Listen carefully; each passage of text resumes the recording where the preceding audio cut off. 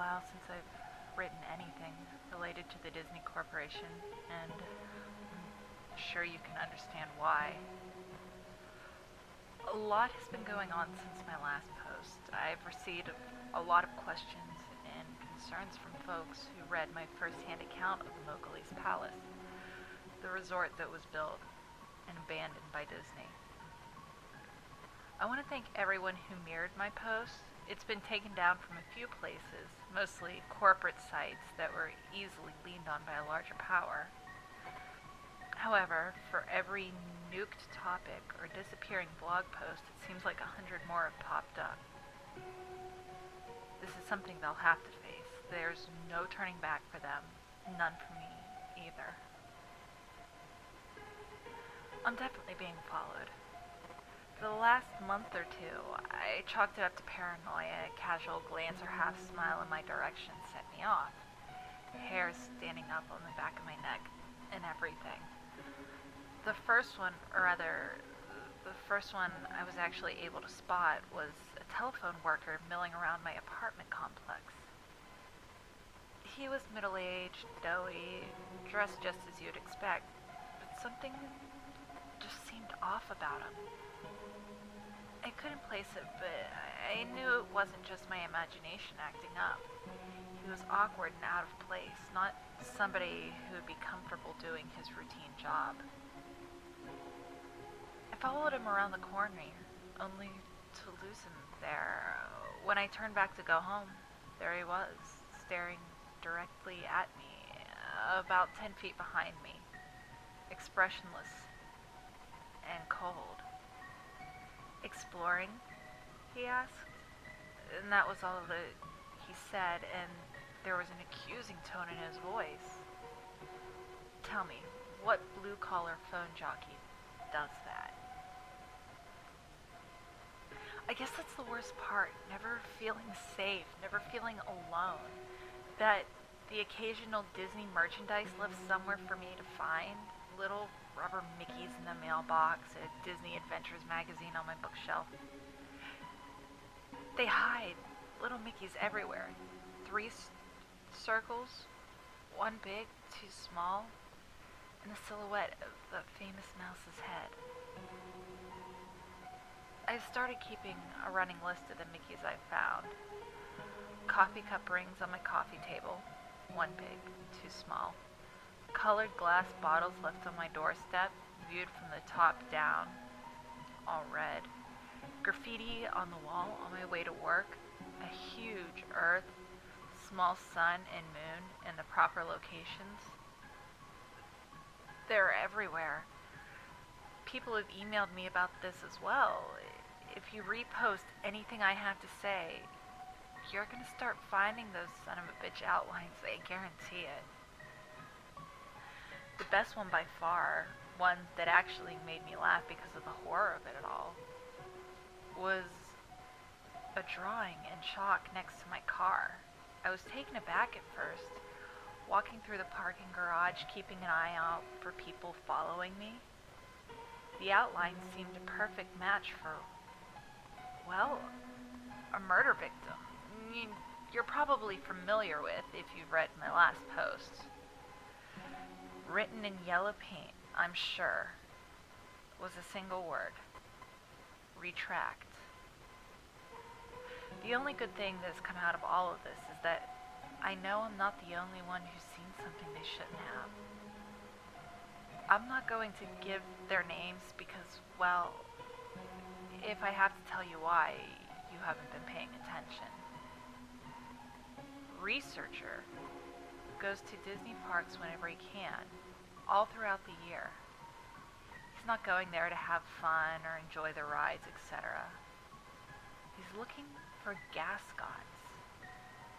There's been a long tradition, apparently, of people reporting strange patrons throughout the park. Silent, motionless, staring patrons of every age, shape, and size. Men, women, adults, children, and teens. All wearing Disney-themed gas masks. Way back when Disney would get tons of complaints about oddly dressed folks following you around the park, folks who would then merge in crowds and disappear. Later on, the gas mask caused folks to draw other conclusions, and reports of possible terrorists and bombers started flowing. All of those reports most likely went straight into the trash can. I know I can't find any sign of any such occasions reported by the media. Although, you should be aware of the fact that Disney can pretty much control the press like no other. Researcher goes to the parks, talks to a few people, and tries not to draw any attention to himself. He'll just ask 3 or 4 families if they've seen his friend, who's wearing a funny mask. He has yet to see a mascot for himself, though on one occasion a child pointed towards Frontier Town. As he raced through the crowd, he heard a single voice ahead cry out, "Mommy, I want a Goofy air mask too." A fellow I'll call lifeguard worked in a Disney water park from 2001 to 2003. He stood at the top of a huge water slide and made sure none of the kids got too rowdy. He passed the kids through one at a time, telling them over and over again, be safe, keep their arms in, and so on. One day, as he tells it, this fat kid goes down the tube and doesn't come out the other end. He sent 2 or 3 kids after. The whole thing moves at a steady clip, so naturally you'd expect if Fatty got stuck, the kids that followed him were stuck too. Not so. Only the big kid disappears. Everyone else comes out the other end, cheering and splashing like nothing's wrong. Lifeguard shuts down the slide, much to the aggravation of the kids waiting. Before he can go through any of Disney's strict procedure, splash! Fatty finally comes out. Staff members pulled the kid out of the water. He sank like a stone when he hit, his skin already blue and his eyes wide. All he could say was, "No face, kids," and stop squeezing. The kid was okay, in case you're wondering. He got carted off right to the medical center. When lifeguard was told to open the slide back up, he made a big stink about how it clearly wasn't safe. Despite his complaints, he was threatened with firing and begrudgingly opened the slide again. From that point on, he kept a closer eye on the kids. Every so often, they'd come out in the wrong order. Never as stunned as the fat kid, but always with a vague look of concern, a dreamy half-stupor that seemed as if they were trying to figure out what was reality. They'd take on some water and choke a bit, and they'd never come back up to ride again. I read his emails with the same sort of unease you might be feeling right now. I wanted him to share his own story, but in the end, he didn't want to expose himself that way. I can't say I blame him. Snow White, which wasn't the actual role she played, was a character in the park. She had a nice little tidbit for me. You know what happens when the costume employee drops dead in his suit? Like, 1 second he's taking a picture with little Jimmy, and the next he has a fatal stroke. A second costume mascot in the area has to sit with a corpse on the curb or bench and wait for the designated dry cleaner to arrive to cart the body away in a discreet manner. All the while, patrons have no idea they're sitting with a dead body for photo ops. Feel free to check your albums at this point. That wasn't bad, but another fellow, janitor, went completely off the creepy charts. Disney World, and probably others, is built with a series of underground tunnels just below your feet. 3 stories worth. Anything and everything you can imagine is down there for the use of the employees. They're called utilidors. Utility corridors. Basically, that's the reason you don't see characters out of place or janitors wandering through the park. They pop in and out of hidden doors, travel a concealed town you're walking on. Janitor told me something that might be common knowledge, but was nonetheless news to me. Walt Disney had several apartments built into his parks. There's one above Cinderella's castle. There's one in the Pirates of the Caribbean ride. They're all over the place. More than that, there are nightclubs, a movie theater, a bowling alley, and much more, all behind doors built right into the whimsical facades you pass by without a second look. Club 22 is one such hidden area. If you have the cash to enjoy the exclusive club, you don't, then you'll have access to it, and much more. Club 22 is a place where anything goes.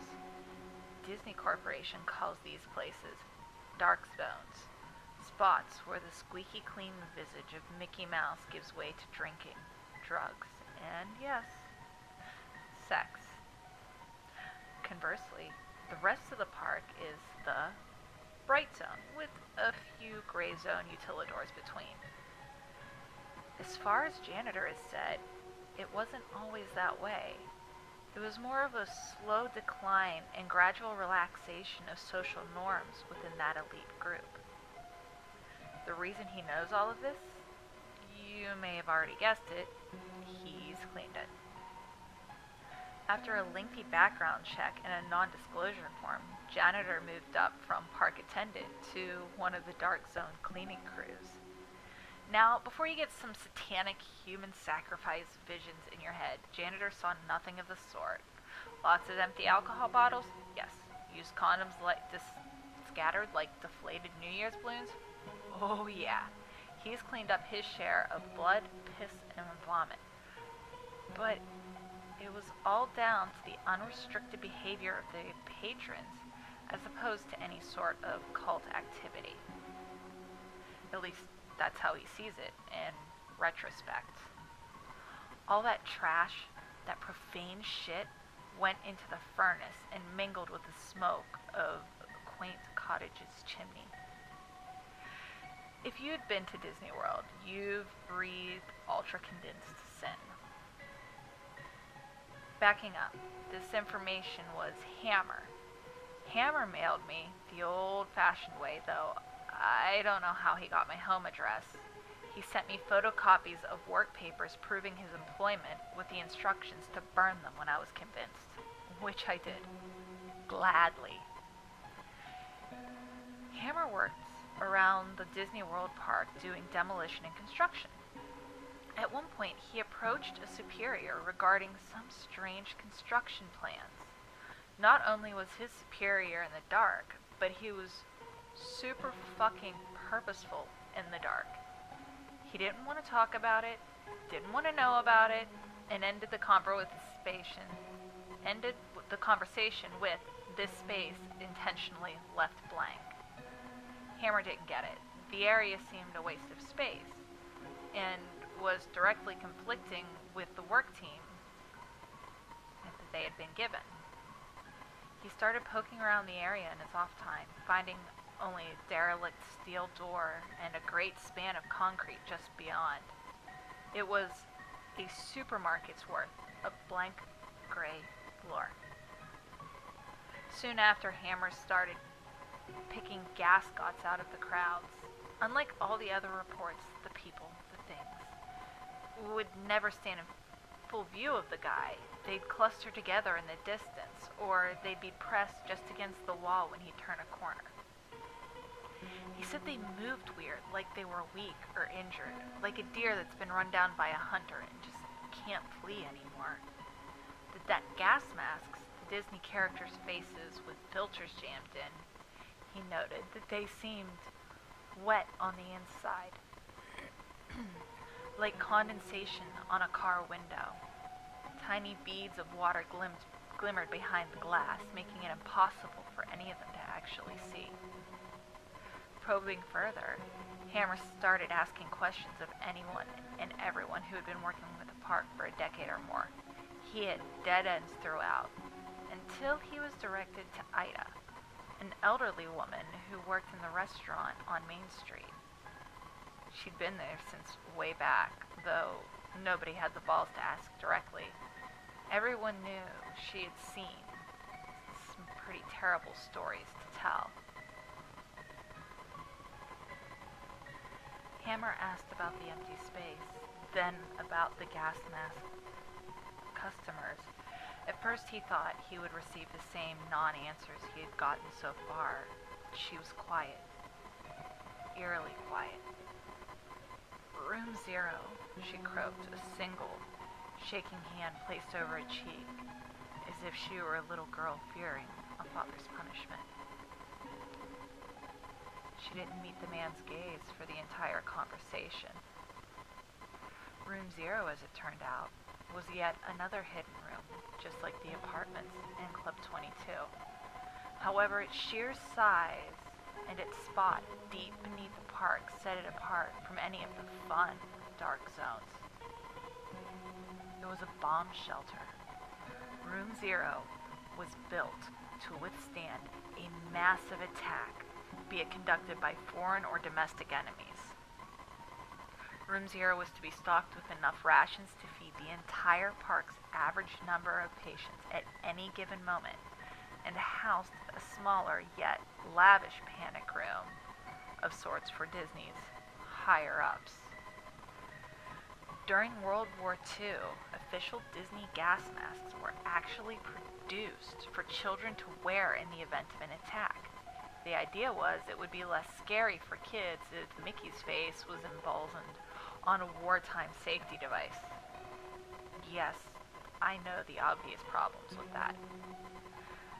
During the Cold War scare of the 60s, when Disney was constructed, Room 0 was stocked with similar masks as well. Whether they cared about the fears of children or just callous branding, the things found their way down there. What's more, some genius decided the kids would then be frightened by the gas masks their parents wore, and so all masks, adult and child, were made to comply with this insane standard. Ida described it as treating a wound with lemon juice. None of this explained what Hammer had been seeing, though not only the seemingly supernatural appearances, but the emptied out room as well. I've been in there, he explained. There's nothing but cement floor and 4 walls. No, Ida shook her head and covered her mouth, stifling a sob. You've been on top of it. Someone or something sounded the alarm one day when the park was at full capacity. The warning was clear.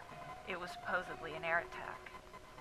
Security ushered everyone down into the tremendous shelter. There, they were ordered to put on their masks and hunker down for the duration of the assault. Everything was quiet for about 30 minutes, save for the crying of children and frightened whispers. No one wanted to die, and so they were thankful in a way for this strange measure of safety.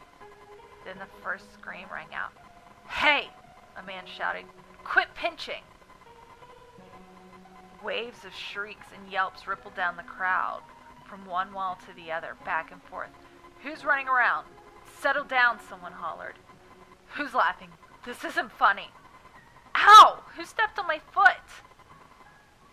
Despite the security guards' urgings to calm down and keep their cool, the crowd became more agitated until, finally, after nearly an hour of madness, the lights flickered, then died. What could only be described as utter chaos. In the dark, only the wails of the young and the anguished cries of adults could be heard in the massive, swelling din that bloodied the ears of all within the black echo chamber. A group of staff members and a select few patrons made it out of the door, ready to face the war above rather than the insanity below.